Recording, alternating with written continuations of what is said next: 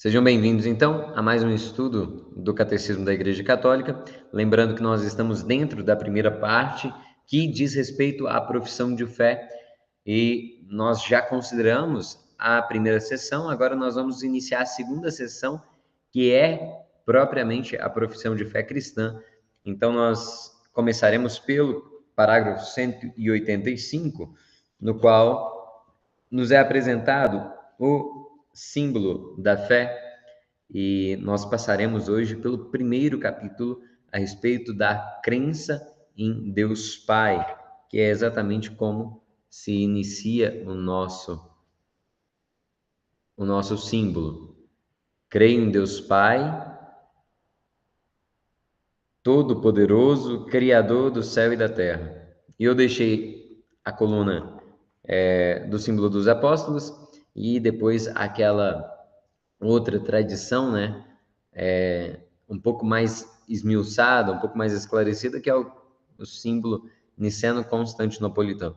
Hoje nós vamos considerar principalmente esse primeiro tópico, esse primeiro artigo de fé, a crença em um Deus. E é claro que isso é um ponto basilar do monoteísmo que difere de todo o paganismo. Vamos adiante. Os símbolos da fé, parágrafo 185. Quem diz que crê, na verdade, é como se afirmasse: dou a minha adesão àquilo que nós cremos. E olha só, nesse sentido, essa adesão ao que nós cremos é a continuação daqueles primeiros tópicos que nós tínhamos visto na primeira sessão, a respeito do ato de fé, que não é um ato isolado, mas que é um ato pessoal feito com a comunidade de fé. No parágrafo 186, nós temos que a igreja, desde o início, ela exprimiu e transmitiu a própria fé por fórmulas breves e normativas para todos. Ou seja, essa qualidade da igreja de ter uma fé sempre clara fez com que a ortodoxia pudesse ser conservada. E acontece que nos primeiros séculos, imaginem vocês, o cristianismo ele inicia a nossa história de evangelização, ela começa a partir do testemunho da oralidade, né? Os apóstolos fundam comunidades, os cristãos dessas comunidades transmitem a outras tantas pessoas aquilo que nós acreditamos. Mas não existia ainda um conteúdo escrito de tudo aquilo que nós professamos. Então, a fé ela estava intimamente relacionada à liturgia. E é curioso percebermos que quando um cristão ele era assumido na igreja, ele era assumido na fé batismal, ou seja, ele tinha que professar a fé em Deus Pai, Filho e Espírito Santo. Por isso que essa fórmula ela faz parte do batismo, como também todo o símbolo dos apóstolos. A gente vai passar por isso um pouquinho mais adiante, mas eu gostaria que ficasse claro que a fé que a igreja professa, hoje, em 2025, é a mesma que ela professava há 2000 anos atrás. Repito, a única diferença é que os artigos de fé foram sendo estudados e esclarecidos para que a nossa compreensão do mistério ela fosse sendo aprofundada. Insisto, a nossa compreensão do mistério. E o dogma basilar da fé cristã é que nós cremos em um só Deus que é trino, ou seja, ele existe em três pessoas. E isso aqui é da identidade mais profunda de Deus. Por que é que eu digo isso? Porque esse mistério de fé não significa algo que seja incompreensível, mas algo que seja inesgotável. Então, até o fim dos tempos, a doutrina católica ela estará avançando na profundidade, mas jamais esgotando esse mistério. Vamos ao parágrafo 187. As profissões de fé são aquilo que é a fé professada. E eu gostaria de recordar que no início do cristianismo, quem aceitava se converter, aceitava o cristianismo, sabia que estava aceitando um motivo para ser condenado à morte, né? Os primeiros séculos são marcados por perseguições. E os cristãos, geralmente, os adultos que se convertiam, sabiam que se converter era, sim, uma atitude de colocar a própria vida em risco. Então, ficava muito claro aquilo que existe no Evangelho, de renunciarmos a nós mesmos, tomarmos a nossa cruz e e seguíamos a Jesus. O parágrafo 188 nos diz a origem, a etimologia da palavra símbolo. Ela é um pouquinho interessante porque o símbolo em grego, ele era, na verdade, o nome de uma espécie de estratégia para identificação. Imaginem vocês uma chave e um cadeado. É como se, para garantir que é uma espécie de senha, né? Alguém ficava com a chave, o outro com o cadeado, então a pessoa sabia que aquele que chegasse com a chave era a pessoa certa, por assim dizer. Mas deixa eu exemplificar isso. Os cristãos no início, eles tinham um símbolo do peixe. Então, um cristão, quando encontrava outro, para ter certeza que estava diante de um cristão, ele fazia uma meia-lua no chão e o outro, se fosse cristão, deveria completar aquela meia-lua. Então, ali nós teríamos o desenho do peixe, um dos símbolos do cristianismo. É claro que isso lembra para nós uma espécie de comportamento assim meio arcano, né? Meio fechado, de um conhecimento que fosse talvez esotérico, mas é porque o cristianismo no começo ele ainda não era tolerado, aceito, muitas vezes perseguido, né? Então o símbolo ele começa com essa acepção, né? Metade de um objeto quebrado, vamos supor, é como se eu pegasse, né? Eu estou aqui com o marca-texto, então imaginem vocês que uma pessoa levaria a tampa e o outro o próprio marca-texto, então quando se encontrassem e isso aqui tivesse um encaixe perfeito, era sinal de que estavam diante da pessoa certa. Mas nós temos aí um exemplo, o sinete é um objeto que era usado para selar uma carta, por exemplo, né? Então eu uso o sinete e aí eu posso imprimir ali um selo em uma carta, de modo que eu tenho a identidade dele, né? O selo com cera, algo do tipo.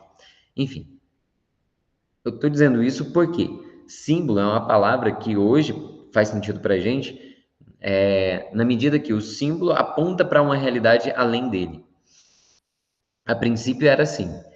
Quer dizer, a princípio a nossa compreensão pode ser essa, mas historicamente nós temos a origem do cristianismo e agora uma terceira dimensão, que o símbolo ele passa em seguida a significar uma coleção, né? Uma espécie de índice, um sumário daqueles artigos de fé.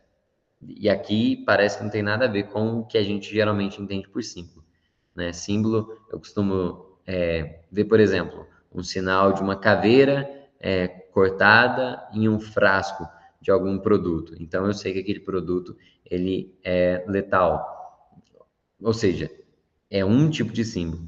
Nós estamos falando de uma outra definição. Isso aqui vai ser interessante para quando a gente for lá para a parte de sacramento, inclusive. Porque a palavra sacramentum, em latim, tem uma história bem parecida com essa aqui. Parágrafo 189. A primeira profissão de fé, ela é feita por ocasião do batismo. Então, o símbolo da fé é inicialmente o símbolo batismal. Olha que curioso. Antes que existisse alguém para falar em colocar um documento escrito como símbolo, como é que a igreja foi vivendo esse símbolo de fé? A partir do ritual de batismo, da liturgia batismal, que a gente comentou um pouquinho na nossa última reunião. Por quê? Na celebração batismal, estavam esclarecidos todos aqueles tópicos centrais na fé cristã. Então, a pessoa que assumia aquilo, que dava esse assentimento da vontade, essa adesão à fé da comunidade, precisava saber. Então, é como se o presidente da celebração fosse anunciando, olha, nós cremos nisso, nisso, nisso, nisso, nisso. Você está de acordo? Então, aqui no teu batismo, o que você pede nessa celebração? Então, você pede para ser um cristão. E você, como cristão, está disposto a viver isso que a igreja professa? Pois é, isso aqui é uma das partes que mais me chamou a atenção, porque a gente reconhece, então, que não é da teoria que nasce a vivência de fé, mas é da vivência de fé que os séculos vão esclarecer a própria teoria. No parágrafo 190, nós temos que a estrutura geral de qualquer um dos símbolos, ela passa por três tópicos centrais. Lembra que eu disse que o mistério e o dogma é primordial, né? fundamental, basilar na fé cristã, é o dogma da Santíssima Trindade. Então, nós temos aí, primeiro fala-se da primeira pessoa divina e da obra admirável da criação.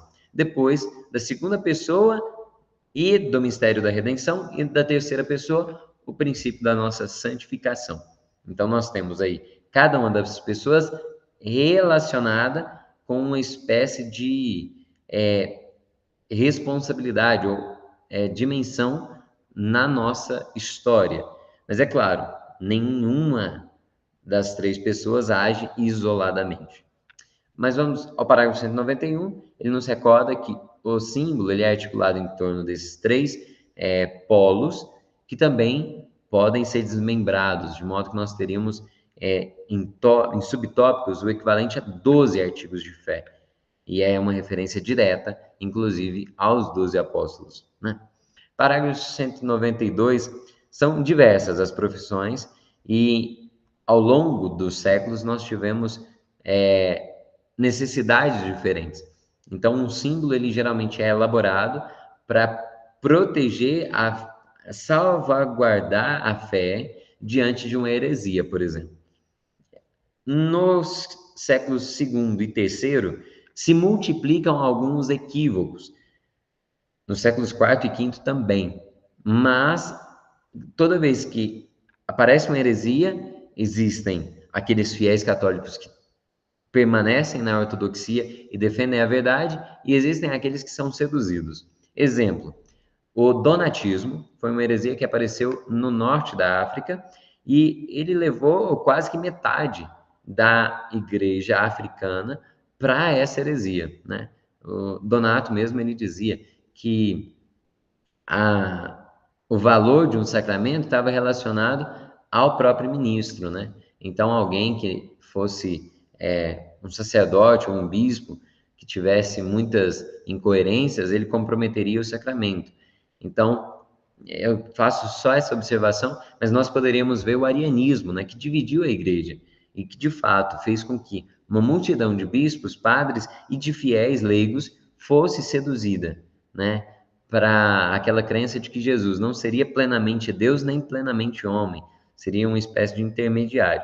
O arianismo foi uma crise terrível, né, na igreja, e que, se nós considerarmos historicamente, talvez não tenha tido uma crise de proporções semelhantes até hoje. Então, se hoje nós temos alguns problemas, eles são definitivamente menores do que os que a igreja já passou e superou. Então, nós temos aí alguns exemplos dos símbolos, né, que vão surgir nas diversas épocas, mas nenhum deles entra em contradição, apenas esclarece ou ressaltam alguns pontos. Parágrafo 193. Nenhum dos símbolos das diferentes etapas da vida da igreja pode ser considerado ultrapassado e inútil. E agora nós teremos, no parágrafo 194 e 95, os dois principais, que é o símbolo dos apóstolos. Então, é um resumo daquilo que já aparece desde o princípio do cristianismo. E, a esse respeito, se vocês quiserem, pesquisem a própria Didaqué, que era a instrução, né, o catecismo lá dos primeiros cristãos. Nós teremos a profissão de fé tal qual nós rezamos e professamos hoje. Ou então o símbolo niceno-constantinopolitano. Por quê? O concílio de Nicéia, em 325, e o de Constantinopla, em 381, foram fundamentais para que se esclarecessem vários tópicos da doutrina cristã, e foram várias as heresias combatidas nesses primeiros concílios. Principalmente as heresias que negavam alguma das características de Jesus. Porque Jesus, ele é plenamente Deus e ele é plenamente homem. Não foi sempre assim que os homens do mundo entenderam. A igreja insistia que Jesus é plenamente Deus e plenamente homem, mas muitos tendiam a ir para um ou outro lado, né? Como o nestorianismo, por exemplo, que negava que Maria fosse mãe de Deus. Ela seria apenas mãe, né, da pessoa humana, mas então eu teria uma divisão em Jesus? Ou para os modalistas, né, que não entenderiam que Jesus fosse propriamente uma outra pessoa, mas seria um único Deus que aparecia em aparência humana, e assim são várias, né? Infelizmente, cada uma dessas heresias causou um estrago terrível nas épocas em que surgiam, e a maior parte delas reaparece na história, né? Inclusive, os problemas que nós temos hoje geralmente são heresias muito antigas. Um exemplo é o gnosticismo, ou a tendência dos nossos irmãos evangélicos que às vezes desprezam as imagens. É resquício daquela heresia iconoclasta, né, que já tinha sido superada, né, longamente na Idade Média. Mas o Papa Francisco, inclusive, na Gaudet et Exultet, uma encíclica Alegrai-vos e Exultai a respeito da santidade, ele assevera que a tendência ao pelagianismo, que é uma heresia muito antiga, segundo a qual nós poderíamos nos salvar pelas nossas próprias forças, né? Como quem acha que fazendo filantropia ele já vai estar salvo.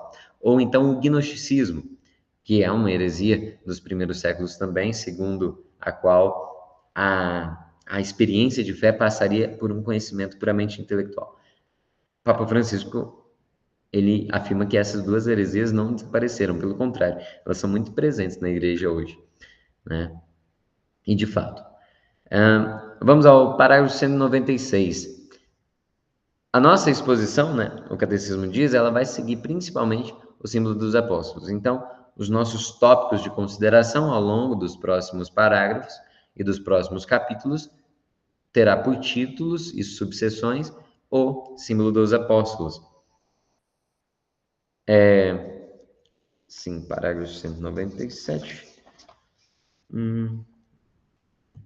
Nós temos aí uma citação de Santo Ambrósio, né? Este símbolo é o selo espiritual, a meditação do nosso coração e o guardião sempre presente. Ele é, seguramente, o tesouro da nossa alma. Isso aqui é interessante porque nós temos um alicerce no qual nós podemos erguer o edifício espiritual de nossas vidas, né? Na minha prática pastoral, tenho acompanhado alguns adultos que vão ser batizados e, inclusive, alguns catequizandos, né? Catequizandos que vieram do protestantismo. E como é difícil para um irmão evangélico ter clareza a respeito da própria doutrina, porque ele fica à mercê daquilo que os líderes da própria igreja conseguiram estabelecer, mas meio que em contraste ou em contraposição àquilo que outras igrejas praticam. Então, uma jornada imensa do cristianismo meio que fica obscurecida, né? Isso aqui é bastante problemático. Por quê? Se eu não tenho clareza a respeito daquilo que eu acredito, eu dificilmente terei motivos para defender a fé verdadeira. Se ninguém me confrontar, tudo bem, mas se alguém me confrontar, eu dificilmente vou conseguir trazer alguma resposta. Vamos adiante, capítulo 1. Creio em Deus Pai. Só esse tópico ele já fazia os santos se deterem por horas. São Francisco de Assis, certa vez, ele ia, né, fazer a oração do credo, e ele, ou melhor, não era nem o creio, ele ia rezar o Pai Nosso, né? E ele e um outro frei, né? Ele iniciou a oração e ele começou, né? Pai Nosso, e meio que se deteve nessa primeira expressão e ficou ali por muito tempo, meditando única e exclusivamente sobre o mistério de poder chamar Deus de Pai. Isso aqui hoje para nós parece natural, mas repito, todas as vezes que a acepção de Deus como Pai aparece no Antigo Testamento é por analogia, jamais é em sentido próprio, como Deus de fato sendo nosso Pai. Essa compreensão de que Deus é nosso Pai só surge efetivamente em Jesus Cristo. Entende? E o reconhecimento de que um Deus absolutamente transcendente, ele mesmo se deu a conhecer como Pai, é algo que deveria nos causar, no mínimo, espanto. Mas, parágrafo 198, nossa profissão de fé, ela começa com Deus, pois Deus, ele é o primeiro e o último, né? Isaías 44, versículo 6, ele é o começo e o fim. Isso aqui não é simplesmente poesia. Ele é a razão estruturante de toda a realidade. Vamos então ao artigo 1º. Creio em Deus Pai Todo-Poderoso, Criador do céu e da terra. Parágrafo 1º. Creio em Deus.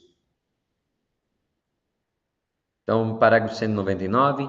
Creio em Deus é a primeira afirmação e a mais fundamental, e o símbolo inteiro, ele fala de Deus e também fala do homem e do mundo, né? E ele faz isso a partir da relação que nós temos com Deus. A respeito desse tópico, nós já meditávamos nas outras reuniões. Então, vamos ao primeiro ponto. Creio em um só Deus. Parágrafo 200. É com essas palavras que começa o símbolo niceno constantinopolitano. A confissão da unicidade de Deus tem a sua raiz na revelação divina da antiga aliança. É inseparável da confissão da existência de Deus. Então, a fé cristã, ela confessa que há um só Deus por natureza, substância e essência. Vamos lá. Enquanto muitos poderiam supor que os romanos foram os mais religiosos da terra, porque eles tinham um panteão romano, e no panteão eles traziam para ali todas as divindades dos povos dominados. Então eles eram muito religiosos, porque eles tinham vários deuses. É claro que existe uma compreensão equivocada do que seja Deus nesse sentido, porque para nós, o princípio de definição do ser que merece o título ou o nome de Deus é que seja aquele que, antes de mais nada, tem a soberania da realidade. Então, pronto. Como é que Deus se apresenta desde o início das Sagradas Escrituras? Como Criador. Né? Inclusive, é assim que nós vamos entender tanto os capítulos 2, que é aquela narrativa mais antiga a respeito da criação do homem, e depois o capítulo 1º, que também fala da criação do cosmos. Mas o gênero narrativo da criação, ele inicia pela origem do homem. Antes que o homem se questionasse sobre a origem do cosmos, ele se questionou, historicamente, sobre a origem dele mesmo. E questionando sobre a própria origem, é aí que surgem as primeiras sementes do monoteísmo. E depois Deus vai se revelar. Parágrafo 201. A Israel, seu eleito, Deus revelou-se como o único. E agora nós temos uma das sentenças mais profundas do Antigo Testamento, que é Deuteronômio 6, versículos 4 e 5. Ouve, né? Shema Israel. O Senhor nosso Deus é o único Senhor, né? Adonai Errad, Adonai Elohenu. O Shema Israel, o ouve Israel, é uma sentença basilar, né? Básica, fundamental. No ato de fé, nós já tínhamos passado por esse tópico e eu sempre vou repetir que a fé ela passa pelos ouvidos, porque é aqui que nós entendemos que nós recebemos ela. Por que eu estou insistindo nisso? Porque é revelação. Né? Humanamente, nós não atingiríamos esse grau de conhecimento a respeito de Deus. Parágrafo 202. Jesus mesmo confirma que Deus é o único Senhor. E isso aqui Jesus faz em várias passagens do Novo Testamento. Tanto nos 4 evangelhos, quanto a própria descrição que São Paulo faz. Isso aqui perpassa todos os 27 livros. Né? O senhorio de Jesus Cristo e o senhorio de Deus Pai. Porque, geralmente, quando nós temos São Paulo, por exemplo, falando Deus, simplesmente, é que ele está se referindo ao Pai. E quando ele se refere a Jesus Cristo, geralmente ele usa o termo Kyrios, que significa Senhor, porque assim ele reconhece que também o Filho é Deus. Mas vamos lá, parágrafo 202, ou melhor, o fim do parágrafo, né?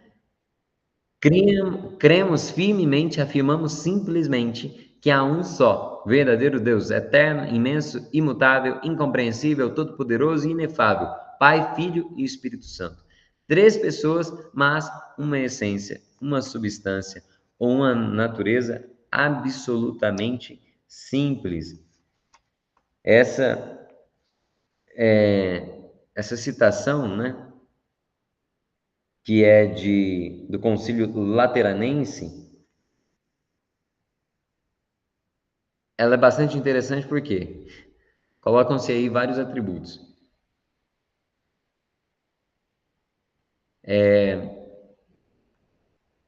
Deus, de natureza absolutamente simples, não significa que ele seja simples, igual é simples entender essa caneta, por exemplo. Deus é simples porque nele não existem partes, não existem divisões nesse sentido. Ele é uno, íntegro, né? Simples, sem dobras. Vamos adiante. Deus revela o seu nome. E aqui, é claro, nós vamos nos recordar daquela passagem de Êxodo, capítulo 3, versículo 6, o início. Vamos ao parágrafo 203, né? O povo de Israel é o primeiro que tem o privilégio de conhecer o nome de Deus. E nome nós entendemos que expressa uma essência, a identidade da pessoa e o sentido da sua vida, principalmente no Antigo Testamento.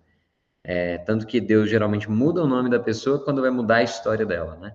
De Abrão passa para Abraão, de Sarai passa para Sara, de Jacó se torna Israel e assim repetidamente. Parágrafo 204. Deus ele se revelou progressivamente e a revelação, uma das mais marcantes que nos é narrada, acontece quando naquela sarça ardente, naquela teofania, ou seja, na manifestação de Deus, ele permite que Moisés reconhecesse que ele estava sendo chamado pelo mesmo Deus de Abraão, Isaque e Jacó. Ou seja, um Deus pessoal com quem os patriarcas já tinham tido relacionamento, ou seja, já tinham tido contato de fé.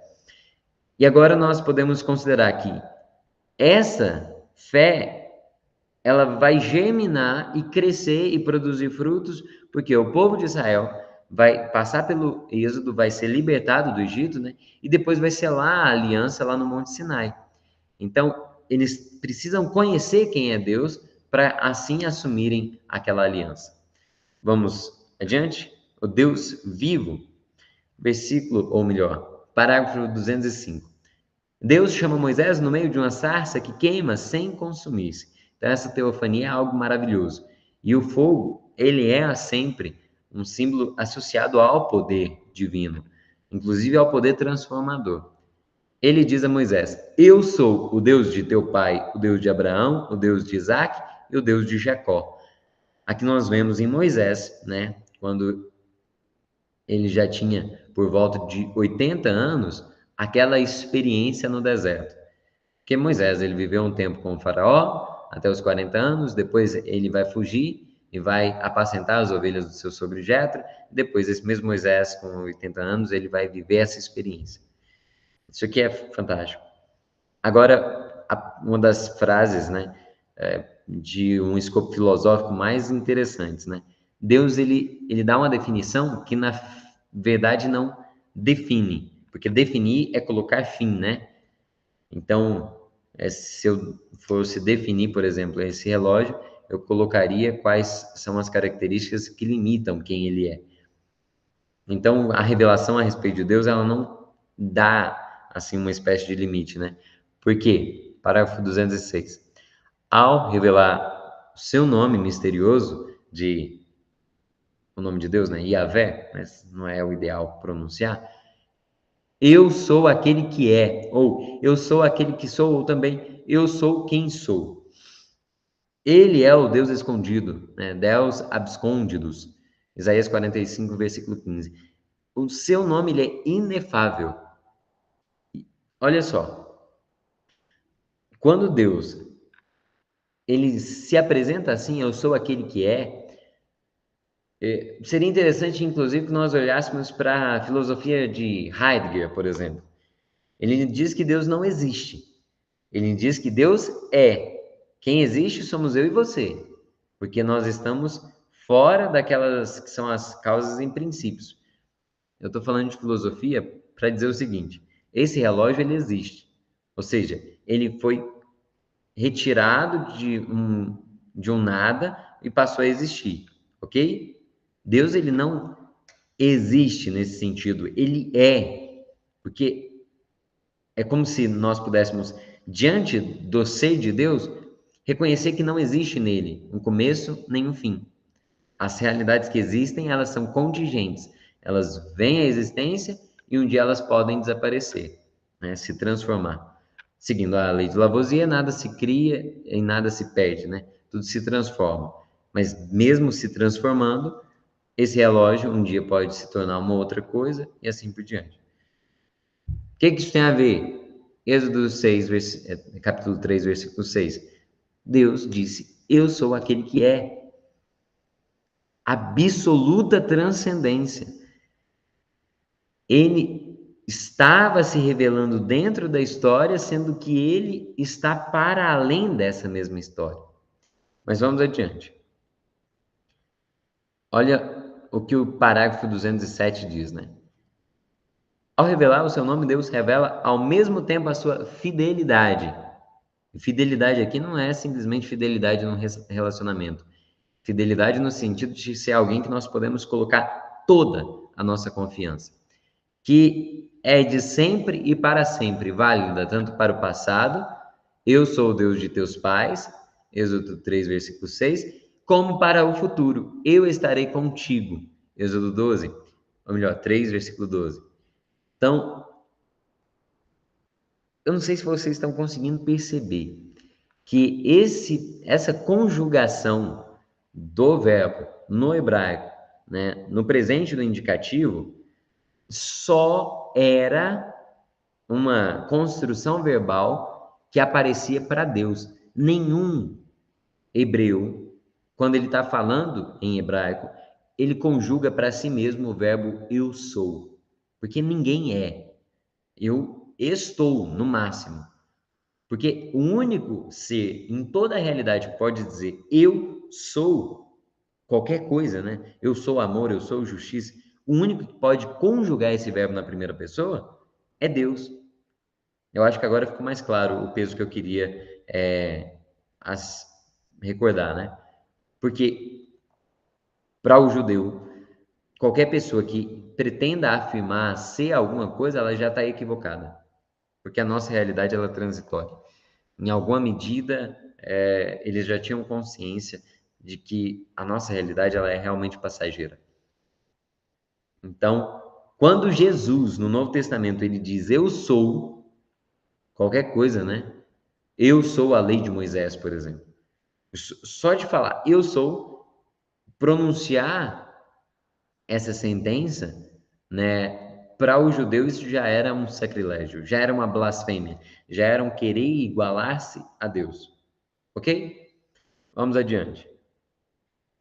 Então, nós temos que aquela sarça ardente é um sinal, é uma teofania que manifesta uma presença atraente e misteriosa de Deus, e por isso Moisés ele tira as sandálias e ele cobre o rosto. E depois tem várias outras passagens que ressaltam esse mesmo ponto. E eu queria insistir nesse tópico do 209.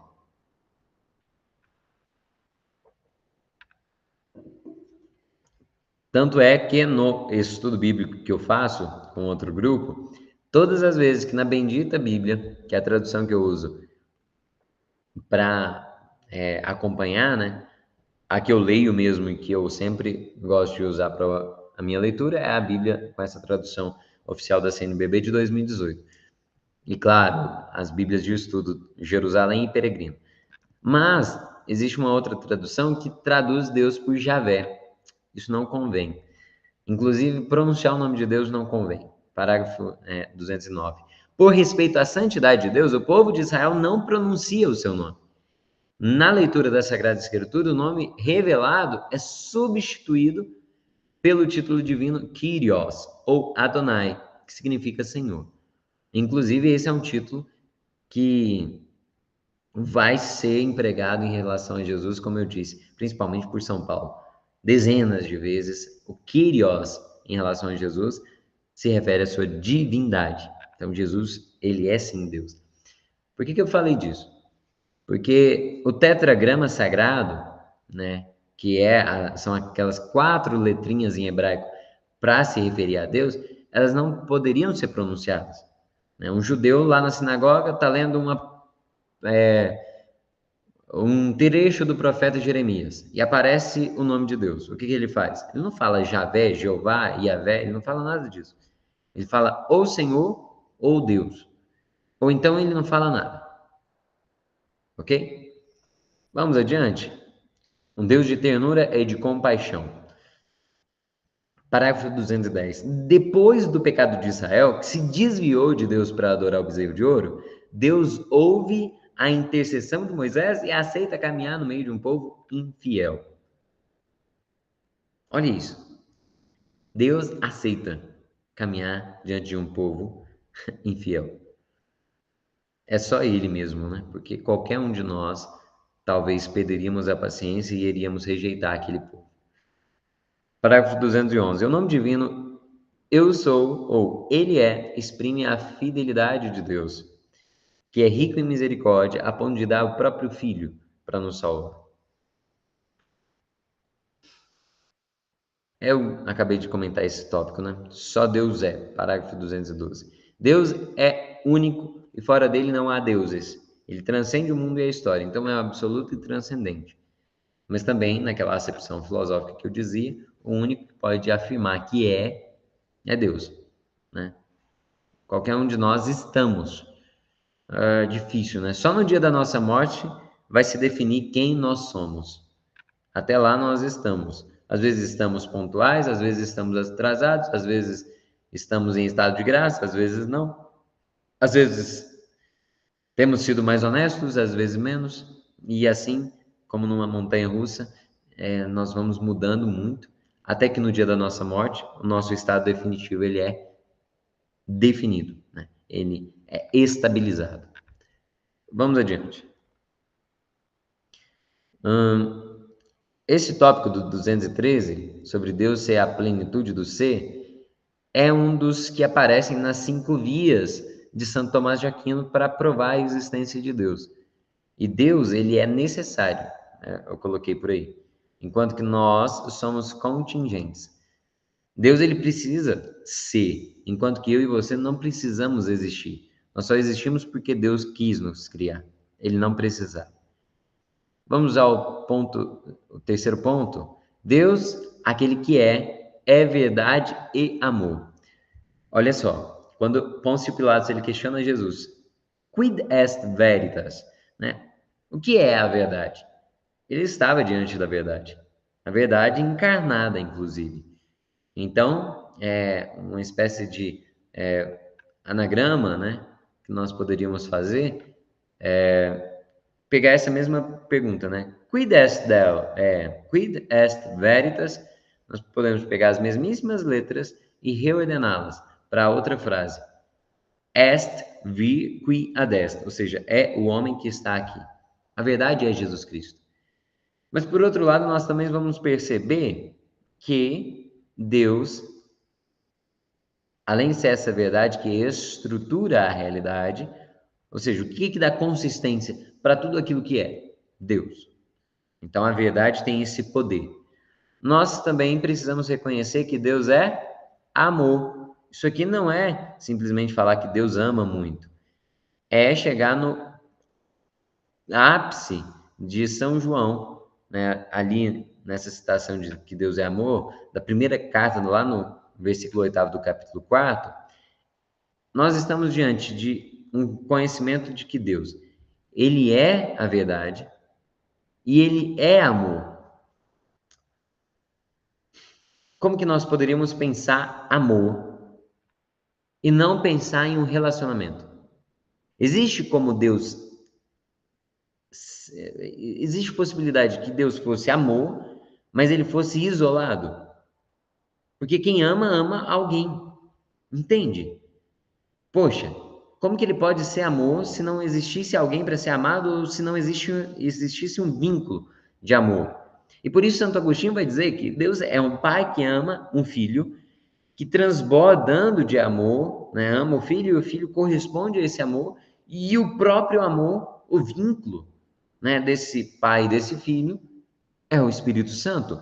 Então, aquilo que define cada uma das 3 pessoas da Santíssima Trindade é uma definição relacional, né? Não tem como Deus ser amor e ser isolado. Então, a crença de que Deus é amor, ela está intimamente relacionada à nossa consciência de que Deus é trino. Deus é uma comunidade de amor. Isso aqui é inerente à condição de Deus. E porque Ele é amor, Ele quis nos criar e nos criando, Ele amplia as possibilidades para que esse amor possa fluir. Mas a condição necessária para que exista amor é a liberdade. Por isso que eu e você fomos criados livres. Vamos adiante. O alcance da fé no único Deus. Esse tópico nós já considerávamos desde quando pensávamos o que é fé. Crer em Deus, o único, e amá-lo com todo o próprio ser tem consequências imensas para toda a nossa vida. Então, significa conhecer a grandeza e a majestade de Deus, significa viver em ação de graças, significa conhecer a unidade e a verdadeira dignidade de todos os homens. Poxa, isso aqui é maravilhoso. Esse parágrafo 225, olha para isso. Significa conhecer a unidade e a verdadeira dignidade de todos os homens, né? Gênesis 1, 27. Todos eles são feitos à imagem e semelhança de Deus. Esse tópico aqui é profundíssimo. E ainda que nós tenhamos pelo pecado perdido essa semelhança com Deus, na nossa vida espiritual, a santificação é o quê? Voltarmos a essa semelhança com Deus. Então, significa conhecer a unidade e a verdadeira dignidade de todos os homens. Parágrafo 226 significa usar corretamente das coisas criadas. A fé no Deus único nos leva a usar tudo que não é Ele, na medida em que isso nos aproxima dele, e desapegar-nos das coisas na medida em que nos desviam dele. E agora nós temos, inclusive, uma citação. Meu Senhor e meu Deus, tirai-me tudo o que me afasta de vós. Meu Senhor e meu Deus, dai-me tudo o que me aproxima de vós. Meu Senhor e meu Deus, desprendei-me de mim mesmo, Pai, ou melhor, para doar-me por inteiro a vós.